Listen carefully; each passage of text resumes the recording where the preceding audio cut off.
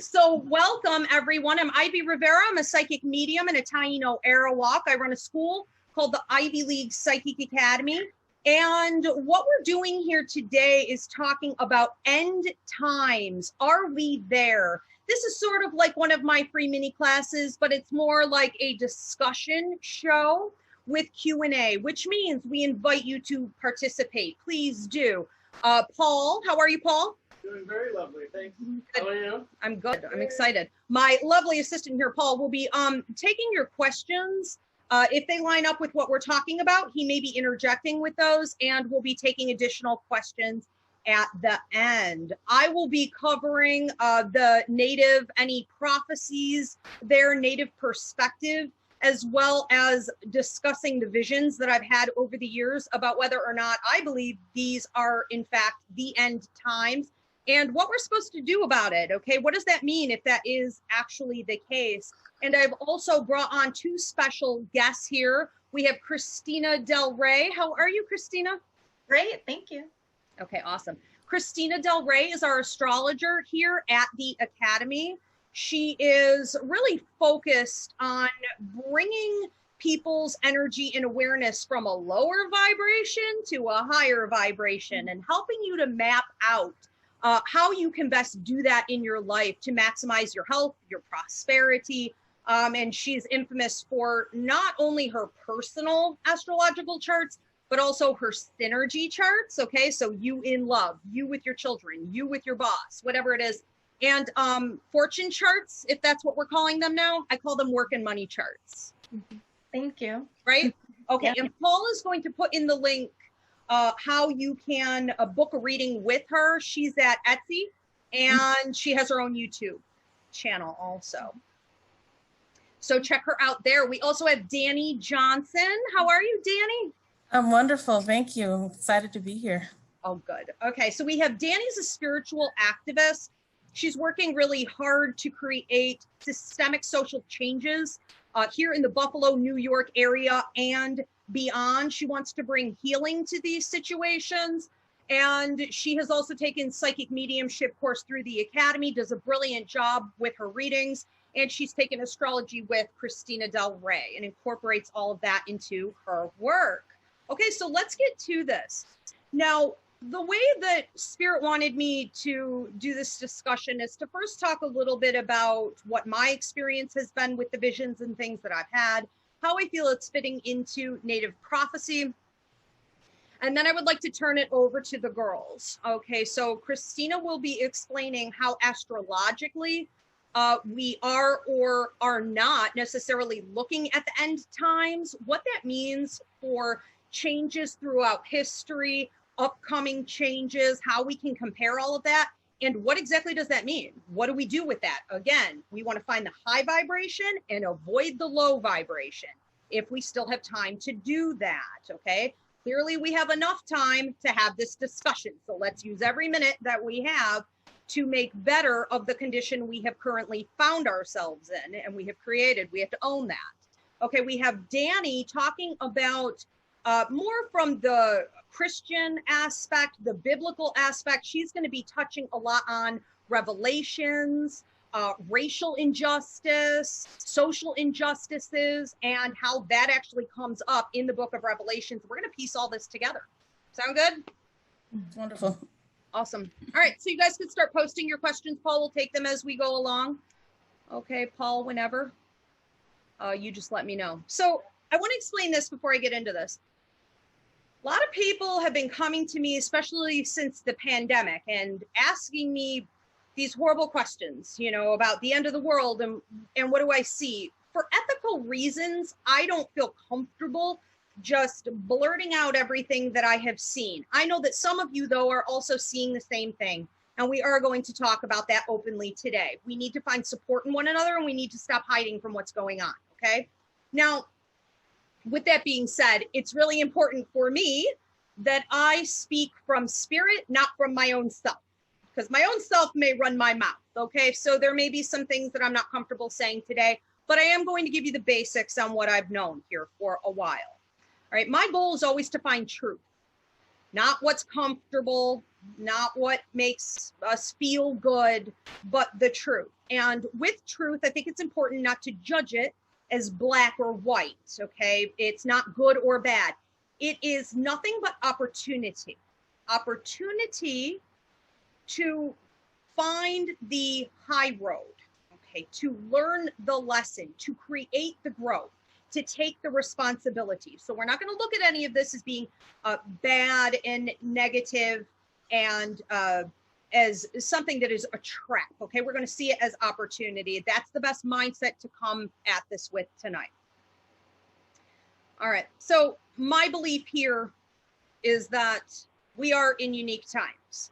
When I started to post the promotions for this show, I have never in my 8 years of doing this for the public seen such an outpouring of people agreeing and feeling that this resonated with them on a psychic level, on an emotional level, and that they understand that this is a different time. These circumstances are in fact unique.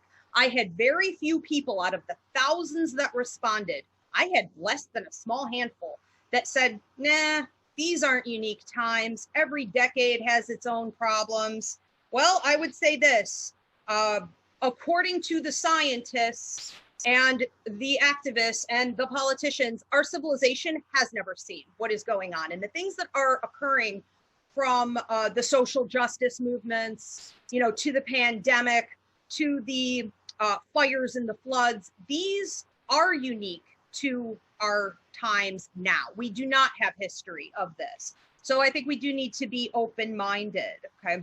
What do I think this is really saying for us at this point? I think that we've shifted recently, and I would say that this happened within the last month to a month and a half. I believe, based on the visions that I have had, that we shifted from a place where we were still recruiting people. If we look at these changes in time and the end times as being light against dark, or the war between light and evil and things like this, the high vibration versus the low vibration, I believe we reached a tipping point recently.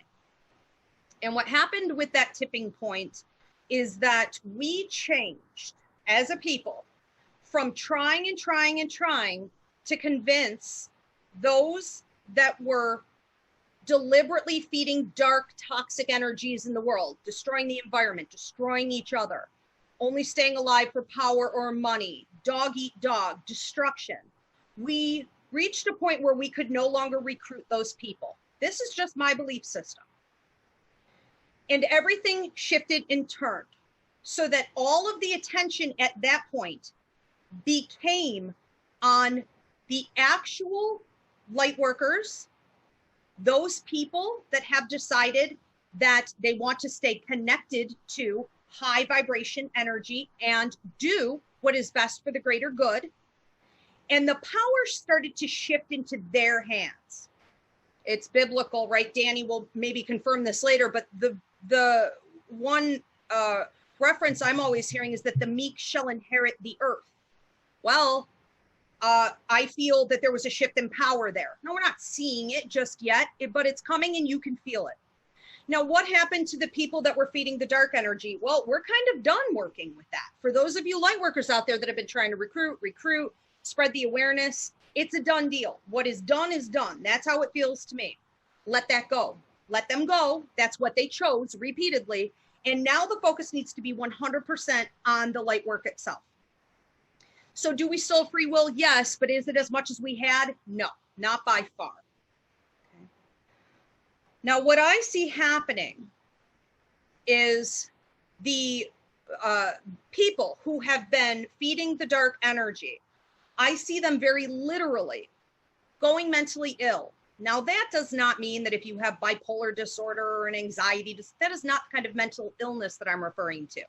Okay, you can have all of those problems and more and still be very connected to the light. That's a choice that you make. It's not that kind of mentally ill that I'm referring to. When a dark energy takes over a human being, it isn't natural. It's not a natural process. We're supposed to stay connected to the light. So when we choose to feed the dark energy, it's more like a paranormal process. It creeps in as an attachment, and we can expect, and we are seeing an increase in possessions, which means demonic or negative low energies in the universe take over that person. So they will lose self-control. They will lose their mental health. They will become almost like a deranged, okay, act very animalistic, reactionary, aggressive, paranoid, worried about things like these conspiracy theories all the time, and they will be taken over by that. You have to understand, as a light worker, as a kind person, you are going to want to save them. But at this point, I don't think there's anything else that we could do. They chose that repeatedly, okay? Spirit is a gentleman. God doesn't come and just strike down and punish the first time you do something. They had repeat opportunities for growth and development, and they did not choose that. So that process of deterioration is going to continue. And this is something I think we're all examining. Even within our close inner circles, we see people who are looking awfully dark. We have to let that go and set proper boundaries and take care of ourselves. Keep feeding the light and move forward with the changes that need to happen. And they're not part of those changes. Okay. Now, I think that we have more light workers coming into contract here. So what that means is that more and more people are stepping up to do what their life purpose is. And that means that light workers who never planned on doing light work are stepping up within the last year or so in dramatic ways. I read a lady the other day who has a full light working contract. She's going to start right now. And they said that a year ago, she had a near-death experience. And I said, geez, looks like she's in her 40s. How could this be? And that's one of the ways that the universe will push you into light work. She said, no, I did. I had a heart attack last year. I said, how are you like 48 years old and you had a full-on heart attack? She died. They brought her back. When something dramatic like that happens, you are automatically ready to do light work. You have moved up the levels to where you need to be. We would also see people with more of that ringing in the ears. I talk about this all the time, the tinnitus in your ears, the downloads. We just did a free mini class on receiving the download and how it can look like a manic episode for a couple months, receiving instruction on the work that you're supposed to do next. And one of the most dramatic things I'm seeing with the light workers being called into duty, and kind of everybody else even in between, are the prophetic dreams. The dreams about the end of the world, the dreams about the apocalyptic scenes and the end times. Dreams especially about things like fires, floods, bombings, militia, no gas stations, no way to travel. You're not sure what country you're in. It keeps coming and coming and coming. These things are normal. This is part of the potential end times that we may be leading into, depending on our actions. Now, I've been seeing these things since 9/11. No one around that time seemed to ever be talking about these things. But what I notice is, as we get closer and closer, more and more people are seeing the same exact things, okay? I do want to mention also, Paul, with the Hopi Prophecy, okay, when I started to hear from Spirit, as did many others, that the mental deterioration that would come with this tipping point, that it would be connected not to a sickness in the body. It's not due to COVID. It's not due to an actual mental illness. It is actually due to a sickness in the spirit. That's what Spirit showed me. Those that are disconnected from the light have an illness in their spirit that will then take over their body and their mind. I had never heard this Hopi prophecy before, but here it is, Paul. Many will appear to have lost their souls in these final days. So intense will the nature of the changes be that those who are weak in spiritual awareness will go insane, for we are nothing without spirit. Okay, that's interesting. Now, what does that mean that I knew that and I heard that without ever having read it? What does it mean that it kicked in about a month ago? And I knew that was the tipping point. What does it mean that everyone else is hearing the same thing? We're all on the same frequency. We're all knowing this innately, okay? The truth. There doesn't need to be 50,000 different versions through the natives of the truth. There's one truth. That's it, okay? So we're all picking up on this one truth. There aren't a lot of variations of this. I do want to explain that some of you may also be seeing patterns. Now, when I started to have the very dramatic visions I've had about major changes in the world that could be leading to end times, that started right before 9/11. I had repeat visions of a war starting, and I was told that I needed to get out of New York. My husband at the time worked in both towers. We left against everyone's approval and took the first transfer out, which was to Buffalo, New York. 9 days later, the towers went down. No one survived off of either floor that he worked on. Now, the visions that I had during that time are coming back. They started to come back about 2 to 3 months ago. So things are being reactivated, and some of you may be noticing a continuation, okay, of that, even though it was quiet there for a minute. One of the other things that some of you may notice when you're looking at potential future patterns is that this, let's call it a fight, let's call it a battle or a war, okay? This is affecting certain groups at different times. Now, I do believe that the Middle East will come up again later on as somewhat of a safe haven, okay, potentially. But what we're looking at, what I was told would be happening, is a certain pattern of groups of people and activity that we can use like a time clock for change. Spirit showed me that we would be looking at African Americans and the gay community, or we could also say the trans community.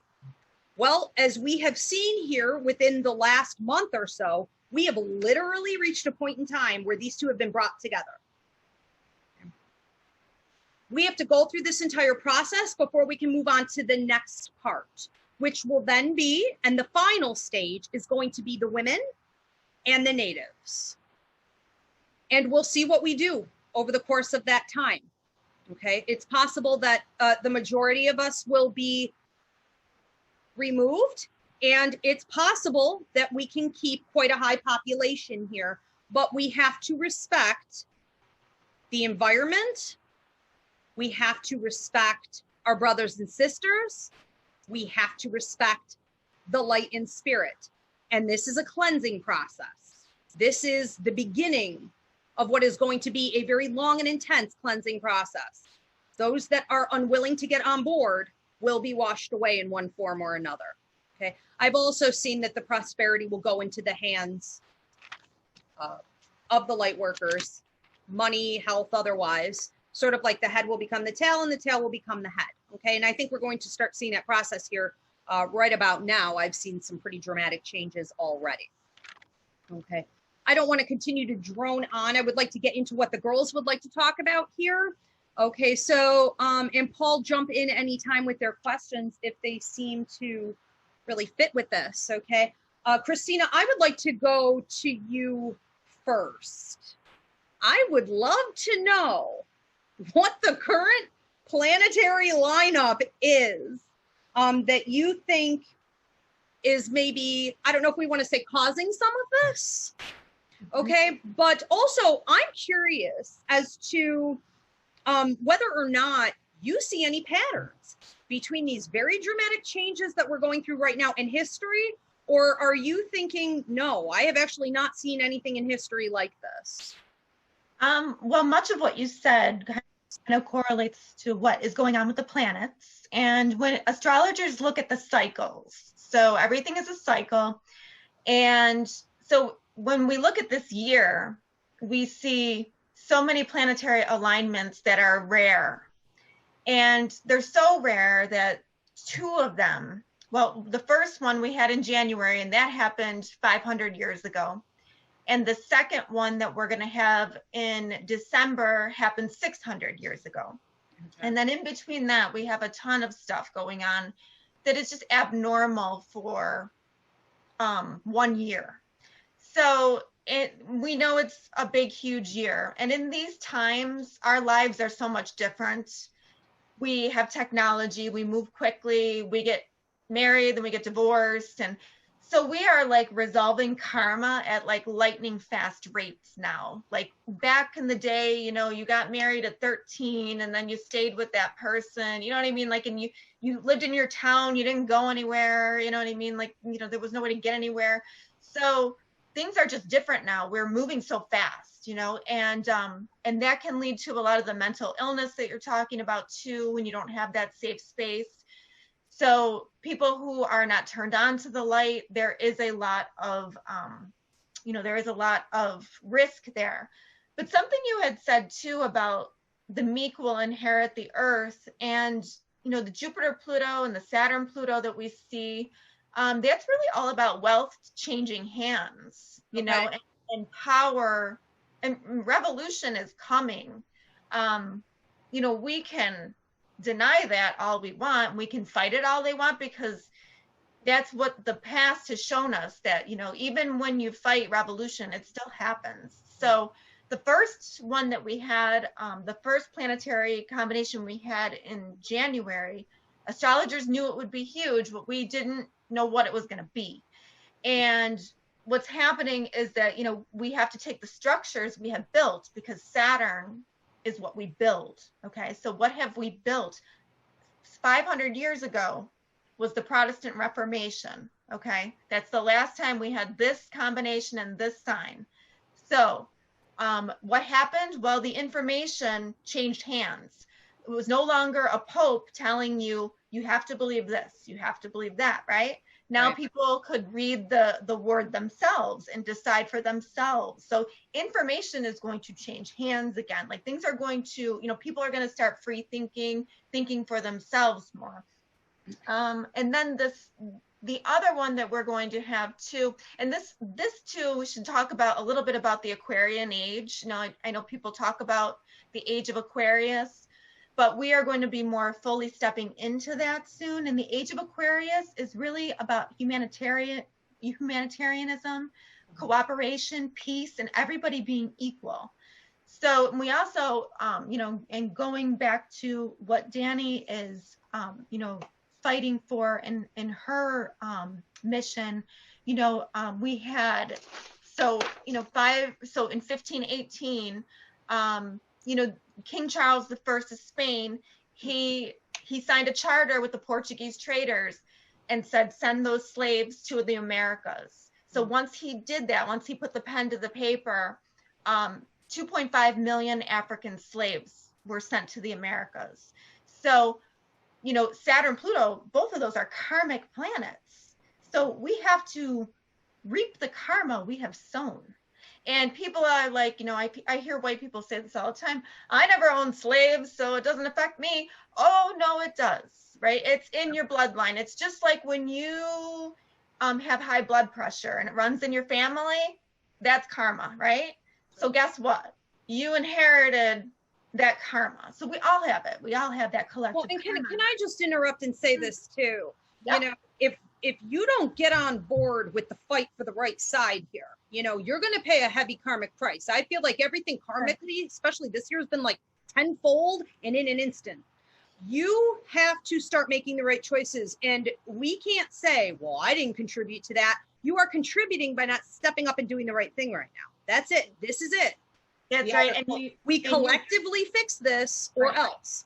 Yeah. And you get to pick that or not. And That's if you right. don't, then there's karmic, you know, repercussions of that as well. But on the good side of it, because I'm always the hopeful one, Yes. when you discuss your traumas and you heal your traumas, you can heal the traumas of the ancestors as well. Yes. So, you know, I am hopeful for that. When Pluto and Saturn get together, we have to look at the ugly, right? Pluto is the ugly. So we're looking at the ugly of the structures we have built.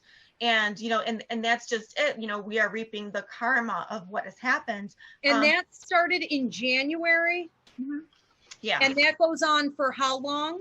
Well, I mean, it was one of the sparks. Let's put it that way. Okay. But like we said, it was a 500-year cycle. So now 600 years ago, the printing press was 600 years ago, the printing press was made and everybody was able to get their hands on books. Good. So, they were able to, information was dispersed in a different way. So this speaks to like technology and things like that. So what's going to happen is a few years from now, Pluto is going to go into Aquarius, and then we're going to have to look at the ugly of technology. And that could play into what you were talking about too, the dark side of that.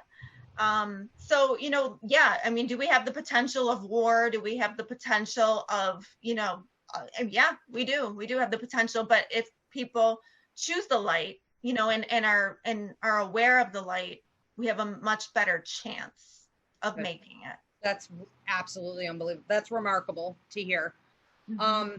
And Danny, I wanted to ask you, I know that you're coming on here today to talk more about the Christian perspective and the book of Revelations, biblical aspects.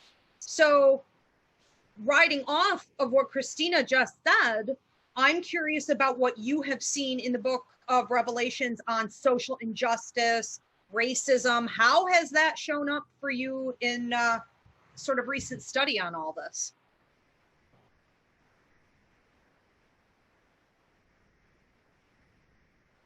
Oop, I have her on mute. I'm so sorry. Oh, there we go. We've got you now.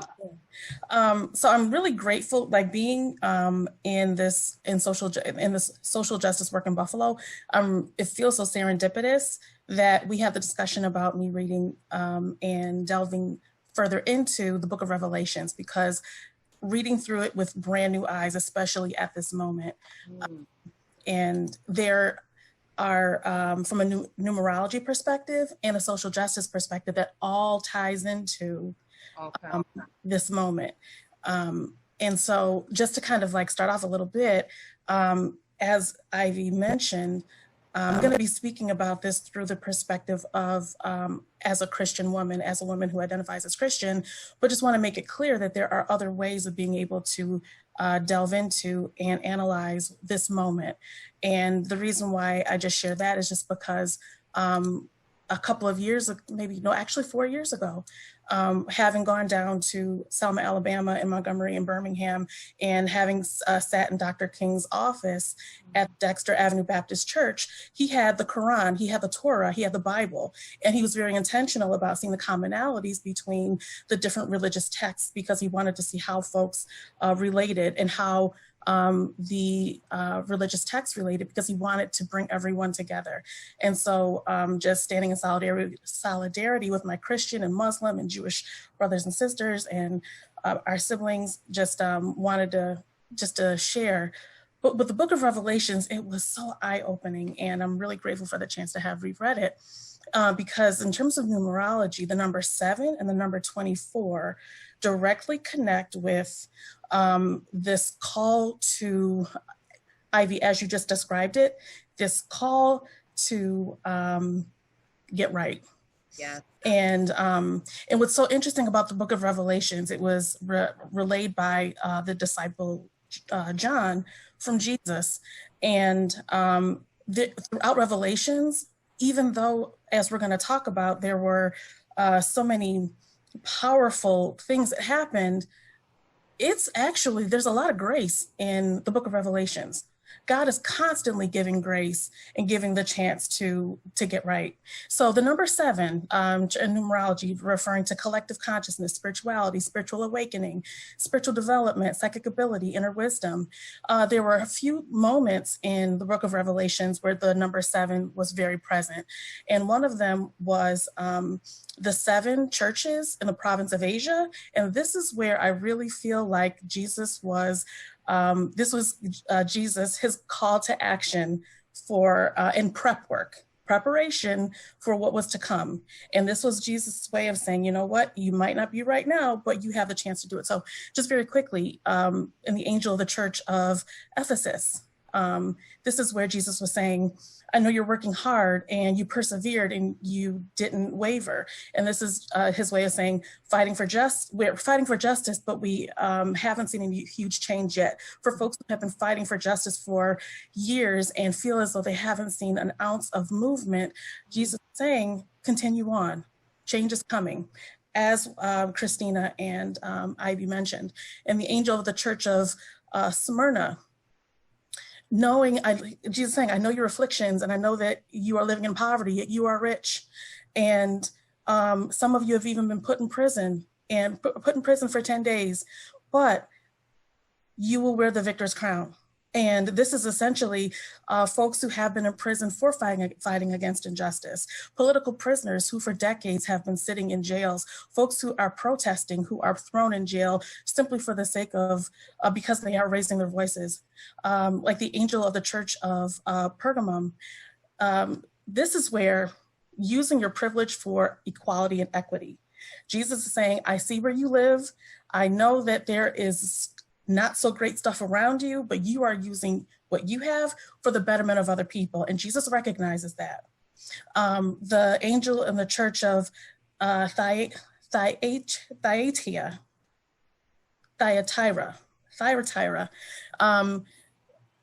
Jesus basically saying, like, I know your deeds and I know that you are working as hard as you can, and the recognition of awareness, the fact that someone has come into their own. They may have been unaware before, but they're aware now. Yes. There are a few more. Can I just stop you with that too?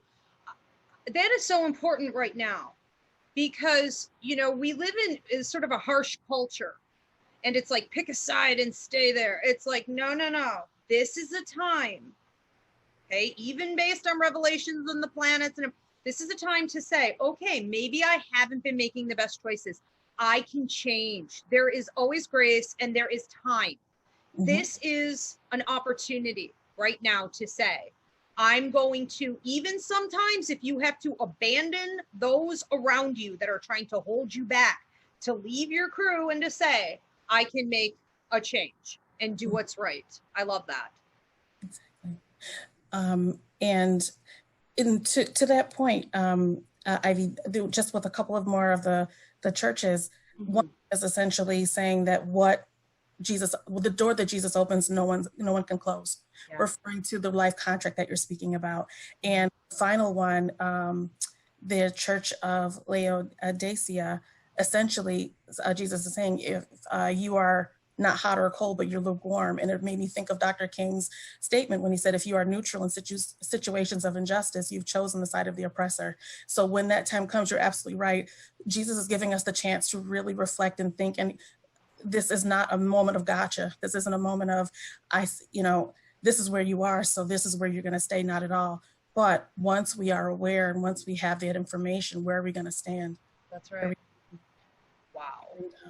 Okay. I was curious too. You mentioned 24. Yeah, so number 24, the number 24 represents family, balance, duality, soul's mission, life contract, security. And in the book of Revelations, when a lot of this stuff happened, there were 24 elders that bowed before God. And those elders are our ancestors. I feel in my soul. These are the ancestors who are coming to help us along our life contract when we answer the call.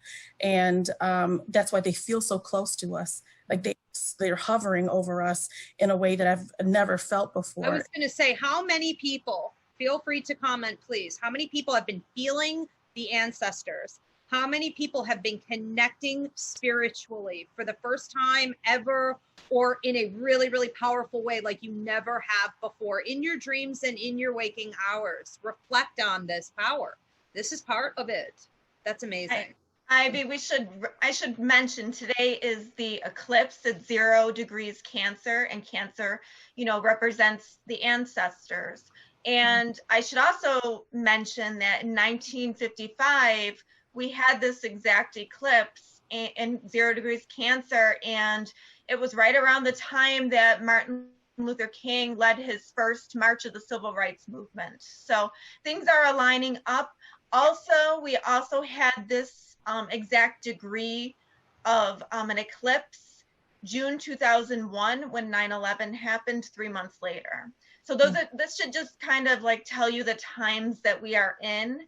And I also wanted to back up to so right now we're on the summer solstice, right? On the winter solstice, we have this very hopeful combination of Jupiter and Saturn coming together. And this is supposed to be the star that led the wise men to Jesus. So. And when is that? That is on December 21st, the winter solstice. December 21st, 2020. Yes. Okay, wow. Okay. So that's coming up. Are there any other planetary shifts coming up that are going to cause? Well, currently, yeah, I mean, in this year, we have Mercury retrograde. Right now we have 5 planets that are retrograde at this particular moment. How often do we see 5 planets in retrograde? I mean, it's never just one thing in astrology. Mm-hmm. If you have one thing, you might feel it mildly. If you have like 20 things, like that's a banner year, and it's just one thing after another after another. And I should mention too that when all that stuff was going on 500 years ago, there was also a plague too, the dancing plague. So that, we're in that cycle again, but we have the ability to raise the vibration from what they did back then. And let me explain too, the dancing plague, for those of you who haven't heard of this, right, you can Google it. I don't know a ton about it, but the understanding was that, like, was it hundreds of people in the streets, or was it thousands? I don't know, but massive numbers of people, right, were like dancing out of control until they died even. I know when I read about it, it almost sounds like possession to me. I don't know. Like, I was just going to say, are we looking at, possession? I mean, there are a lot of religious orders that don't believe in dance. You're not supposed to dance. You're not allowed to dance. You'll be punished for that. This is what I was saying earlier. We are talking about possession right now with those disconnected from the light. And we've been seeing more and more of an increase in it in recent years. I mean, rapidly. It's spreading. And again, you can tell, I've talked about this before, when you speak to them and their eyes don't look the same, or the tone of their voice is different, or they're very paranoid, or they're being aggressive, or, they're changing all their behaviors, excessive, drug and alcohol use, escapist tendencies will increase. And that's one way for it to get in. But it is this disconnect from the light. They also say with the dancing, there was some understanding that maybe it was, almost like tapping into God energy in some way. And so they were, it's a trance state. Any trance state can go one way or another at any time, high or low. So that's really interesting. Mm-hmm. And we do have a 6-month Mars retrograde coming. That is like, it's going to, Mars will be in the sign of Aries for 6 months. Basically, which it normally is at half that amount. So, that can be, if you're not raising your vibration, that can be impulsive, anger, war. So it's up to us to be the spiritual warriors and to turn that energy so that we are doing something productive like Danny is. Because Mars is the planet of war, correct? Yeah. And with the spiritual, being spiritual warriors, that is something that is, I feel, in the book of Revelations was delved into as well. So God also saw 144,000 sealed anointed warriors. And essentially, these are the folks who I see rising up in protest. When we see folks in the thousands throughout the country rising up, that is what this is referring to, it, like breaking systems of oppression. God seeing the most vulnerable among us. There's a pregnant woman who's clothed in the sun with the moon under her feet, and God gave her wings to protect her. And that is literally like those without power, and the ones who you were describing will, like the head becoming the tail and the tail becoming the head. This dragon that was described in the book of Revelations, I think is, when rereading it, the dragon passed his power or their power down to a beast, down to another beast. What that represents is slavery as the dragon being the power being passed down to Jim Crow laws when African Americans and when Black folks were not allowed to drink out of a certain water fountains, when they couldn't work certain places, the systemic oppression that still existed, and that power being passed down to the second beast, which is modern day mass incarceration, where slavery is just in another form. Right. And that is just the way that it was described in the book of Revelations. It's the same evil, just in a different form. Yep. And this Babylon, the Great, that is, I think, a representation of the most defiant refusal to accept the fact that oppression is happening.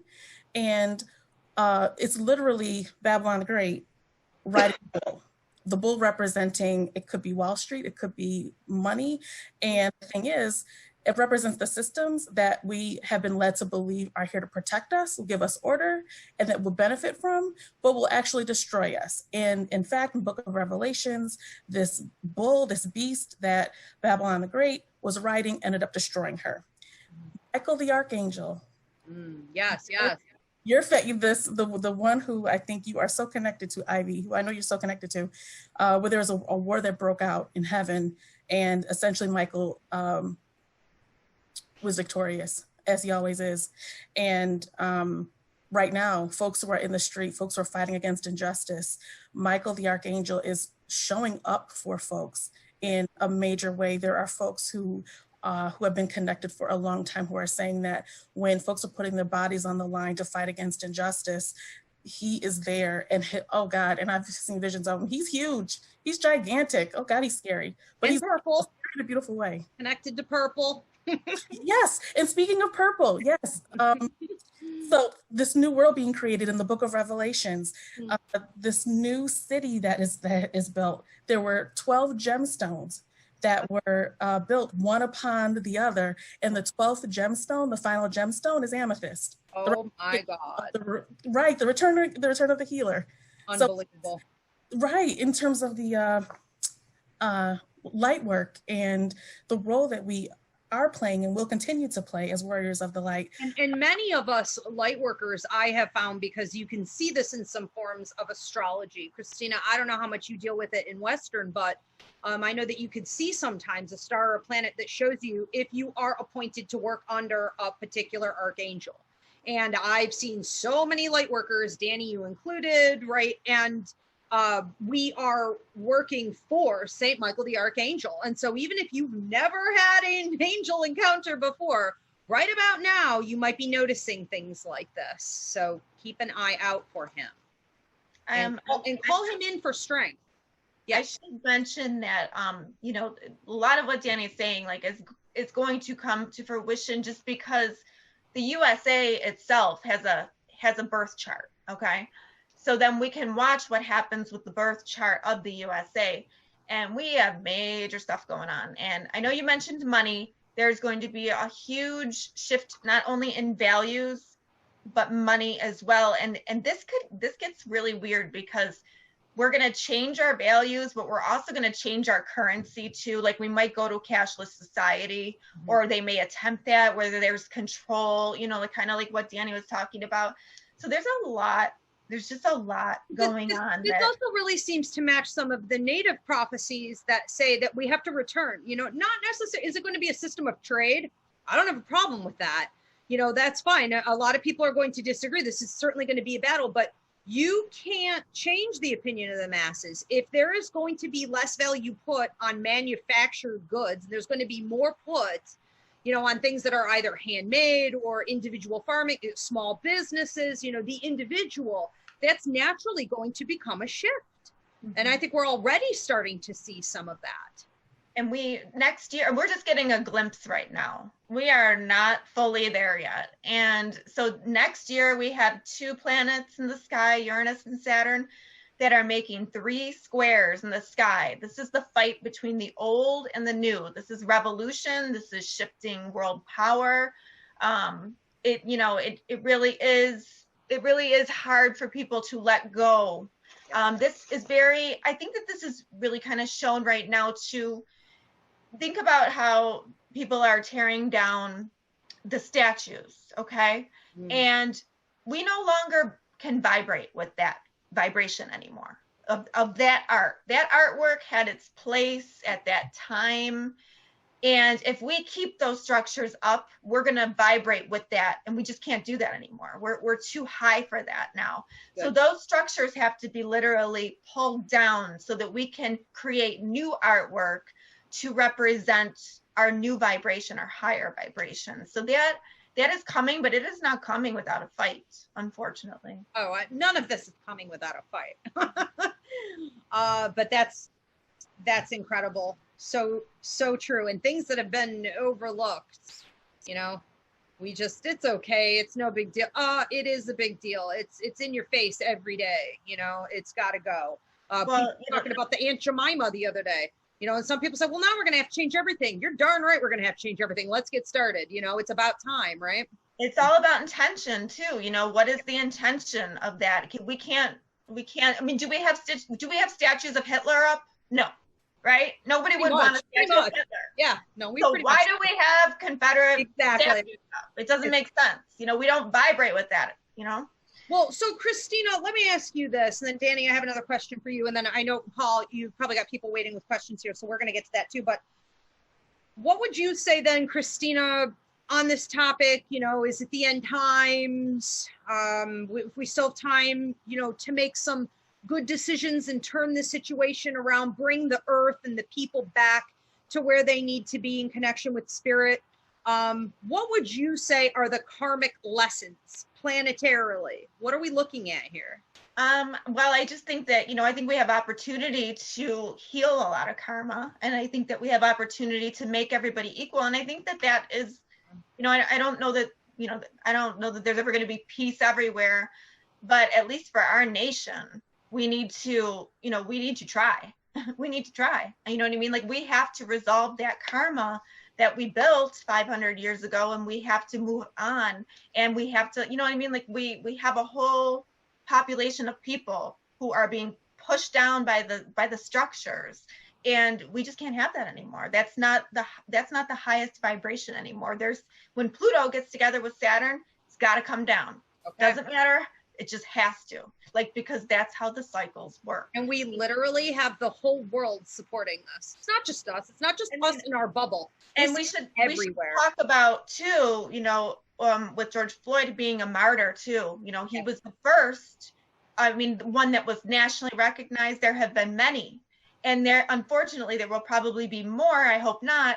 But we know how the system is right now. And, you know, it's great, though. I do like that people are aware. I do like that people, you know, like, I think it's amazing that people are recognizing Juneteenth now. I mean, I went to the Juneteenth when I was a kid with my friend. And I was the only white girl there. I really didn't know what it meant. You know what I mean? Like, but I thought it was cool. But, you know, most people don't even know what that is. So, like, now everybody knows. Like, my children know. And, you know, it's just, these are the kinds of things that we need to raise the vibration so that we can, you know, head towards that Aquarian age. And the U.S. will have their Pluto return in 2023, 2024. Things are, you know, we have Saturn going on the south node. We have a lot of stuff going on. Things are changing hands. And from what I understand, I learned from other astrologers, they're saying that, you know, that President Trump relaxed a lot of the laws on keeping the money safe, like with the stocks and things like that. I don't know too much about that, but the astrologers that I learned from say that is not a good idea right now, because the money could really, we're going through a huge shift with money. So not a good thing. And you said 2023, 2024 is the Jupiter? Or did you say that's Pluto? The Pluto return. And which one is that about? Pluto return does what? That is, well, Pluto is, you know, major transformation, and Pluto is going to go into Aquarius, and, you know, it's going to be interesting, you know. Okay. I will also say, you know, some of the visions that I've had, starting with the 9/11, and then they kind of died off a little bit, and then they resurrected probably about 6 months before COVID hit, and then they got really intense in the last 2 to 3 months, and a ton of other people are seeing it too. We have these visions of there being no money, maybe there being no gasoline, maybe there being no way to get around, the whole system may change, and it's time right now for us to, I also just want to stress, urgency. A lot of people like to sit on the sidelines and kind of wait until the house has fallen on them. We don't have that kind of time anymore. You get up now and be active. And when Cristina mentioned George Floyd and him being a martyr, and we will probably see others. We will be seeing others. And the faster we can move in doing the right thing, the fewer we will see. So we are all collectively responsible to move this thing forward as quickly as we can. Okay, we can't be sitting on the sidelines anymore. Danny, I wanted to ask you how your faith, your mediumship, and your social justice activism, how does that really interconnect for you? Mm-hmm. Thank you for that question. So they are all connected, gratefully. In terms of myself, like as a Christian woman, Jesus was with the people. Jesus was of the people and never elevated himself above anybody. So I think that concept of being with and changing systems with is really critically important. With my faith in social justice, this concept of like accountability, being accountable to the folks who have less systemic power, that is the whole essence of the gospel. And in terms of like my mediumship, I know that, and I'm so grateful. There's so many things that I think about that I've learned from you in our psychic mediumship classes about like especially life contract, because I feel like right now my faith, my mediumship, and social justice are all a part of my path. And because since I know that and I know what life contract means, that has been so empowering to me. I've also been able to analyze my life, the 3 or 4 years, I'd say maybe 3.5 years prior to this.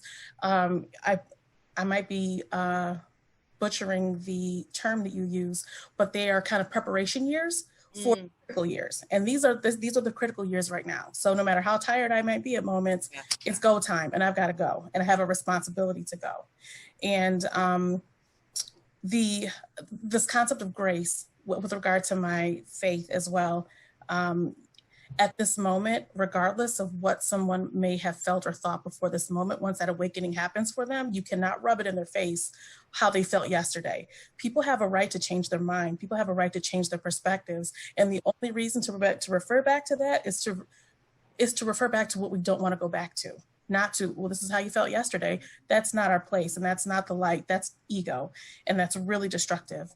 Also staying in the light when I'm fighting for justice, fighting against injustice, always connecting with being super, super mindful of every decision that I make, every thought that I have.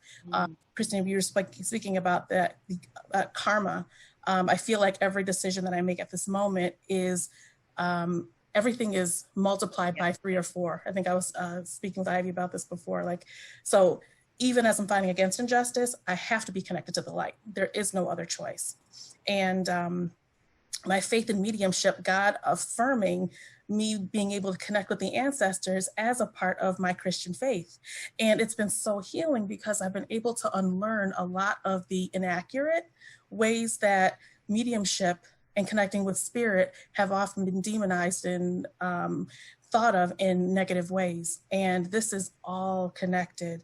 It is absolutely all connected. And also with Michael, with the Archangel. So I swear, Coffee with Your Angels course, your Coffee with the Angels course, most recently. Coffee with Your Angels class is up on the website. Yes, this will introduce you to your protector angel and your guardian angel. Everyone is appointed 2 angels. But again, some of us are also working under a guardian angel, and that might show up in your astrology. Yeah, and when you have an exercise where you have us connect with our protector, both angels. When I connected with my protector angel and I asked my protector angel, as you guide us to do, I saw this big, huge wall of white go up. I saw protector angel is here. And there's a huge wall of white. And I'm like, what is this huge ball of white? Who is this? What is this? And then I prayed a little while, maybe a few days later, and I asked for God to show me what this was. And God showed me an aerial view, how you describe being an eagle. And God showed me that was Michael. That was Michael the Archangel. And he was scarily majestic. He is huge. I didn't realize how huge he was. And it was like, it took my breath away to see him in that way. And it also was very humbling, because when you describe how sacred connecting with the angels is, like only in worst case scenarios do I try to connect with them. And the fact that he's been there, especially in this work, that has just been just so incredibly like humbling. I didn't know if I was even worthy of that kind of constant protection by him. So. I never thought in a million years I would see the day. My degree is in journalism. I never thought in a million years I would see the day when on the news they were referencing the angels weekly. I mean, we have, CNN. I heard it on MSNBC. I mean, they're talking about in the middle of the broadcast, oh, well, the angels are here. Oh, the angels, this and that. I'm like, things are changing. And what we have to understand is that as we step up more, the light workers are being called forward. And I also believe a lot of us are reincarnated from the times of Jesus, and sort of like disciples or any part we had in that. I believe we're being called forward. And as this happens, you're going to see more angel activity, more sparkling lights out of the corner of your eyes, more orbs, more trance-like states, more of the downloads that we talked about, spontaneous healings, channeling. You don't even remember that you did it, being given superhuman strength out of nowhere. Yeah. So big. I wanted to talk on that real quick too.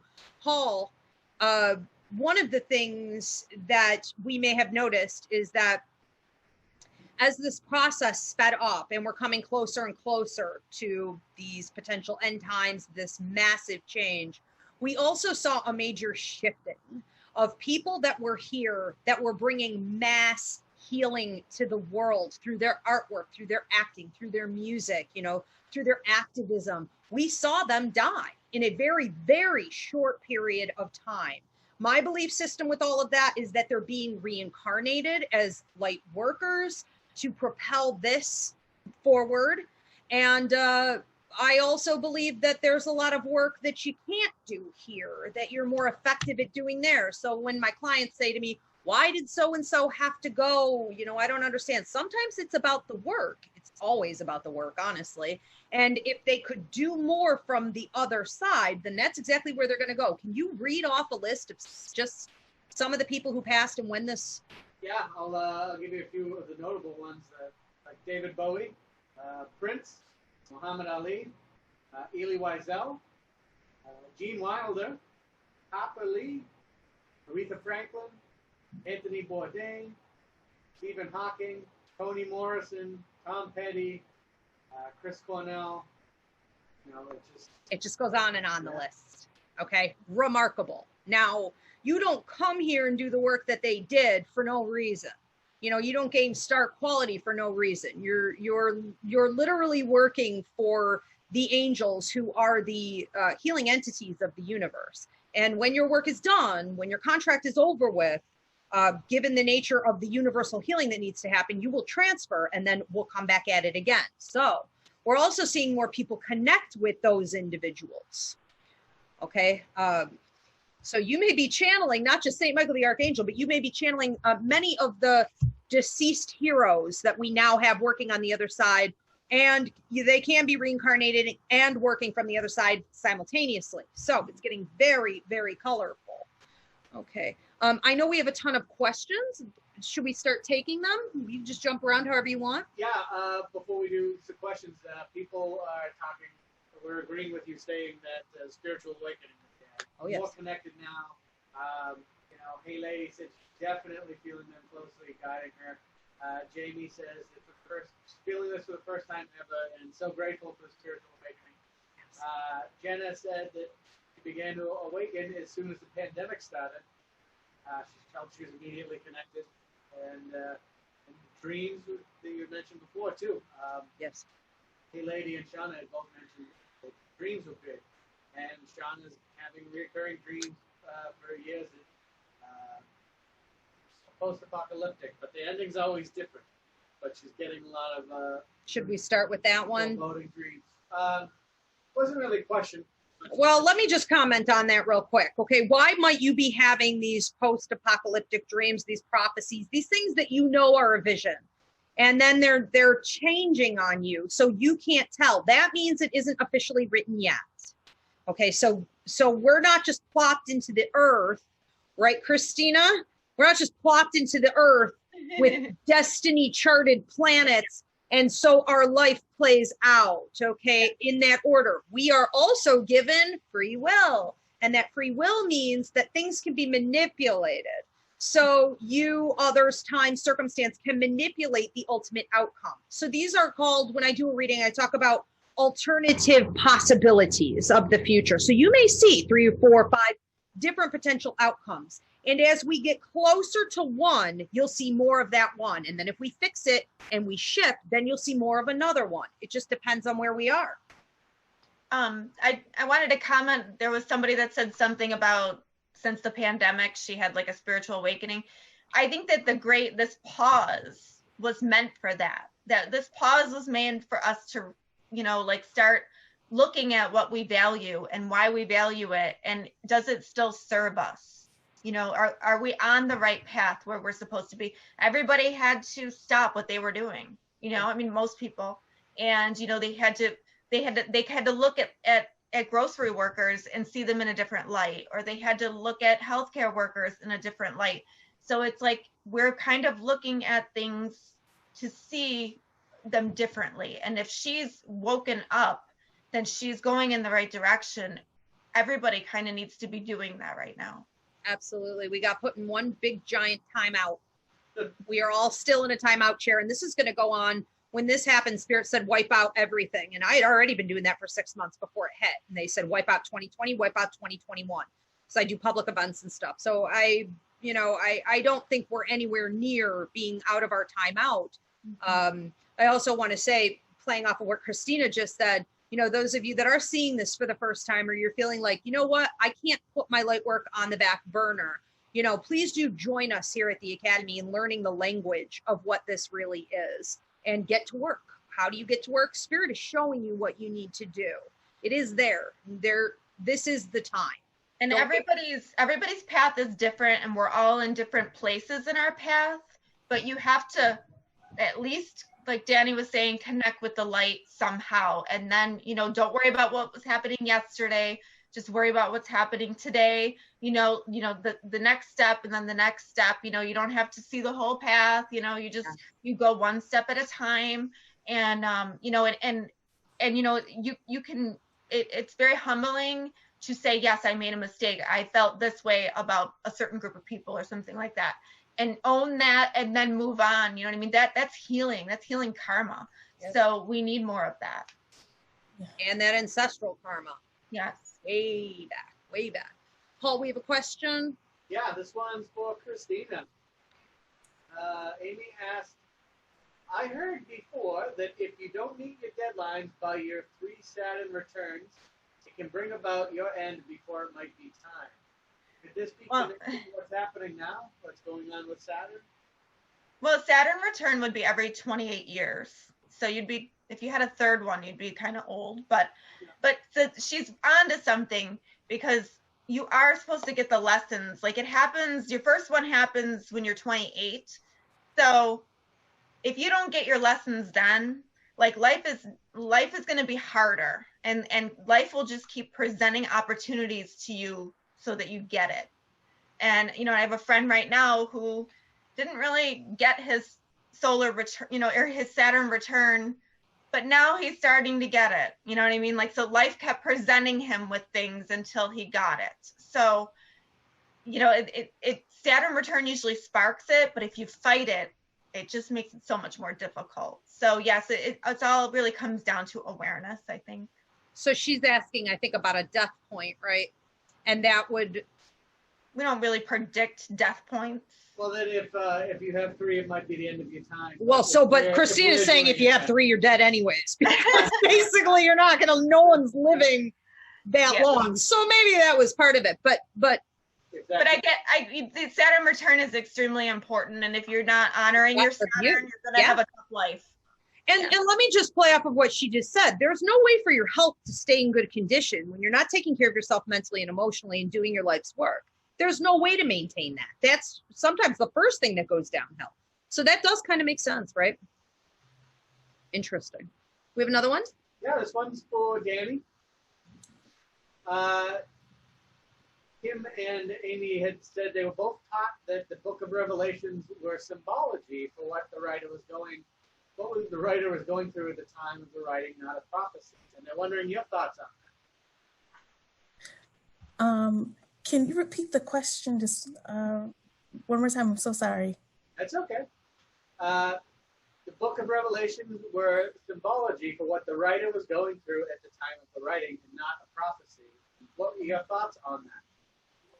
So I believe that, so the Book of Revelations, and I think the Bible just as a text is a representation of what we are going through in our current moment as well.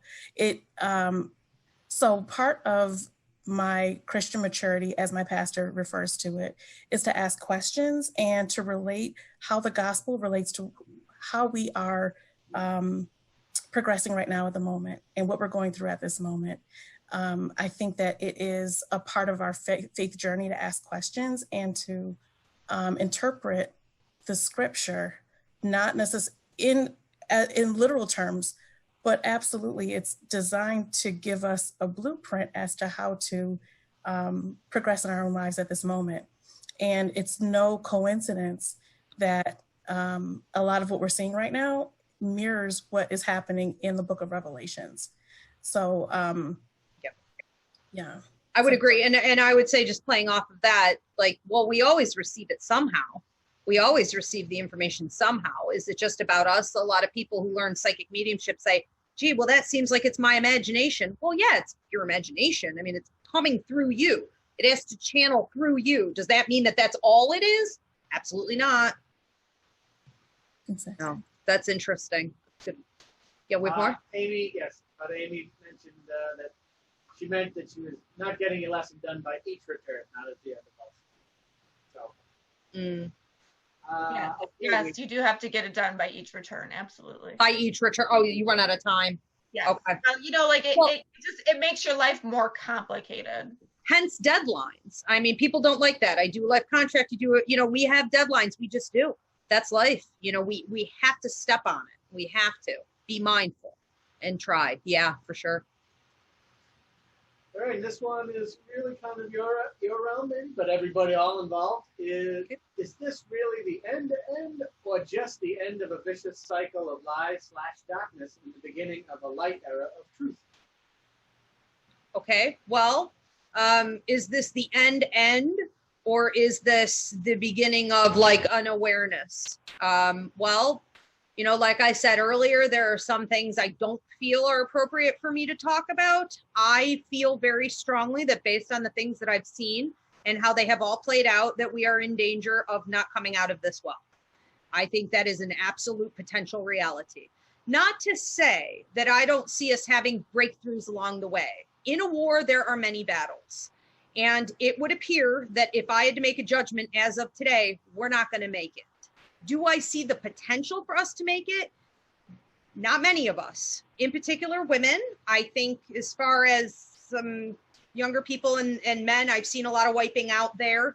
I think that we will, based on what I've seen, it looks like we're looking at a small number of women and would get back into what I would identify as native roots and take back over and start over. So I don't think anybody would be pleased with the outcome as I've seen it so far. However, since the pandemic and the racial uprising to create justice there, I am seeing some glimmers of hope with the outcomes that look to be tilting a little bit more toward, how do I want to say this? more community networking and less disaster, less fires, less bombings, less with the water and having to hide underground, the tunnels, just having no resources. I've seen some slight improvements.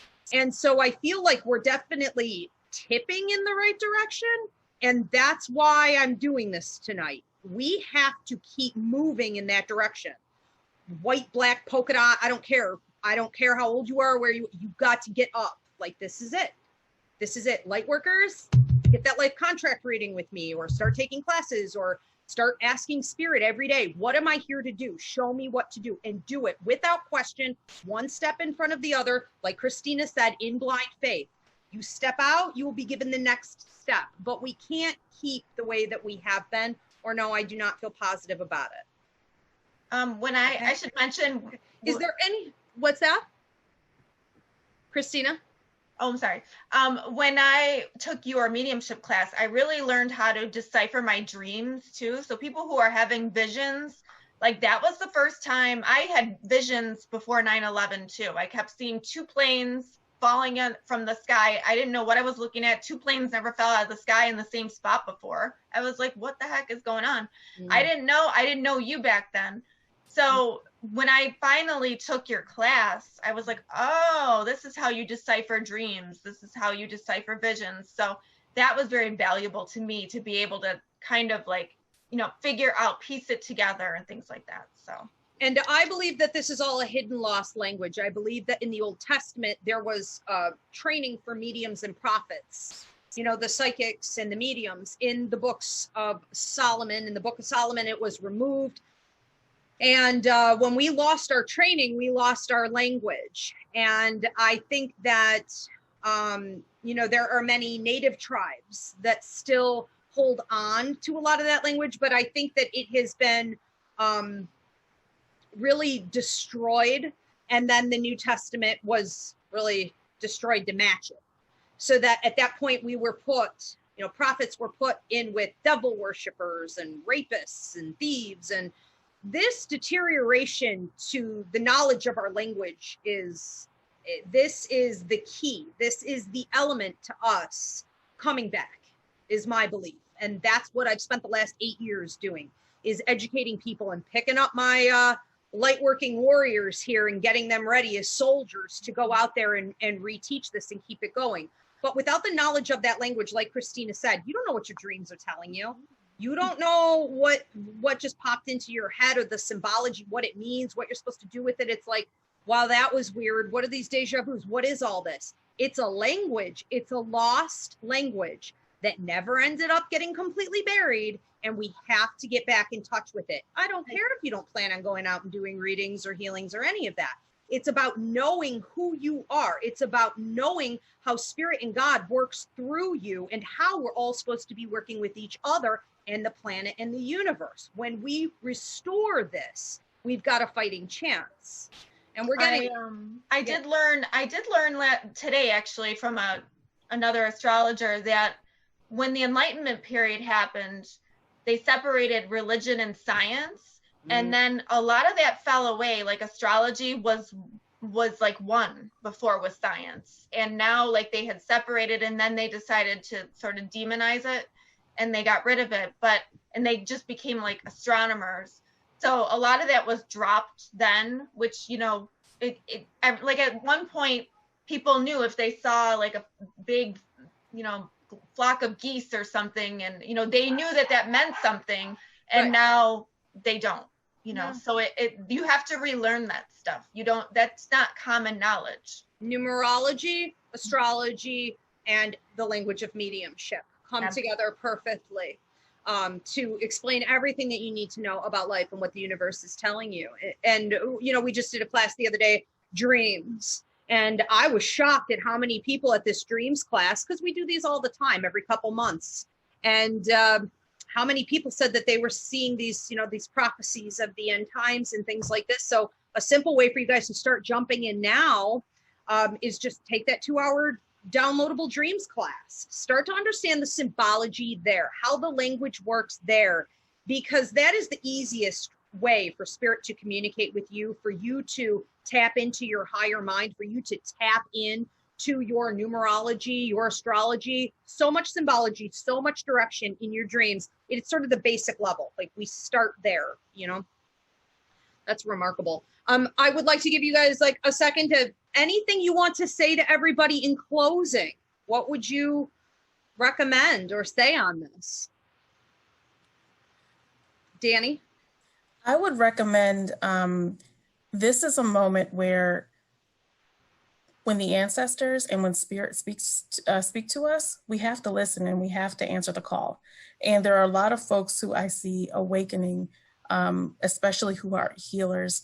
Invest in the training, invest in learning. There's an author, her name is Charlene Carruthers, who wrote a book called Unapologetic, and she said that there's so much space for healers in movement work and social justice work. We need the healers because we have to heal the sin of oppression, the sin of racism. We can't build a new system without healing the wounds that are there first. But the thing is, energy and training and intentional effort has to be put into learning the language of spirit, learning Reiki, you know, and it's almost kind of like a spiritually irresponsible for us to try to invest our energy and to pour our energy into another human being or to a situation without having that proper training. And that includes shadow work. And that's been a major stall out for people. Everyone wants to jump on the train, take a class here at the Academy and go out there and start reteaching it. It doesn't work that way. You have to do the character work. You have to do the shadow work. It isn't easy to go out and be a healer. We have to take this seriously. Yeah. So get on it, huh? Absolutely. Absolutely. Yeah. Amen. All right, Cristina, what about you? Yeah, I mean, I do love the shadow training is key, because you really have to look at your old beliefs and realize that they're not serving you anymore. What was true for you may not be true anymore. And the ego gets in the way. Well, my grandfather felt this way, or my so-and-so taught me this. Okay, and maybe that worked at the time, but now the vibration is different. So now you have to move with what is happening, and we have to talk about ugly things in order to understand where a person is coming from, or where, you know, what their trauma has been, you know, that maybe you have inflicted without even realizing that you have.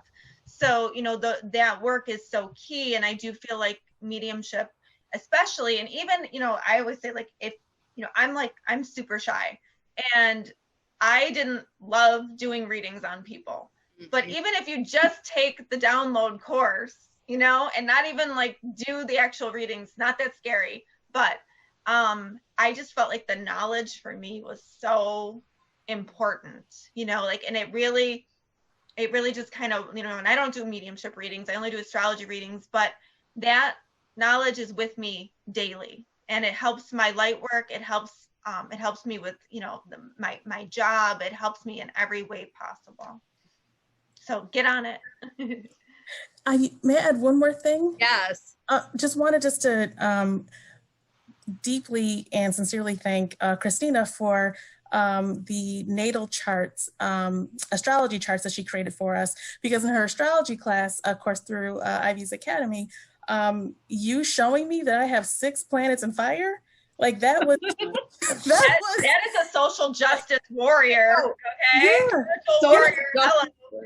Yeah, and that helped me. And Paul, in our master's class with Ivy, Paul, we did readings on each other, and Paul said, you were given, you know, all this fire because of the work that you're meant to do in your life contract. So that's what keeps me going. So all of this is connected. Everything that I've learned, everything that I'm learning, I refer back to it. I call upon it all the time.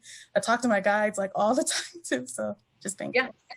Yes, and you again, I mean, you guys really should get a life contract reading with me to understand what you have signed on to before you came to Earth. You want to have it validated, or you want to go vice versa, get a birth chart, an astrology chart with Cristina. Her stuff, my stuff always matches, and we have no idea how we're doing this. We just know, right? So it is what it is.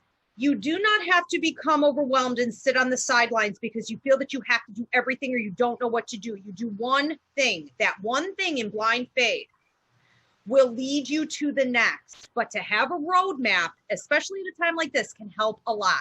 We can spell it out for you so that you're not all over the place, okay? It's awesome. These are amazing times, and we have to take advantage of this.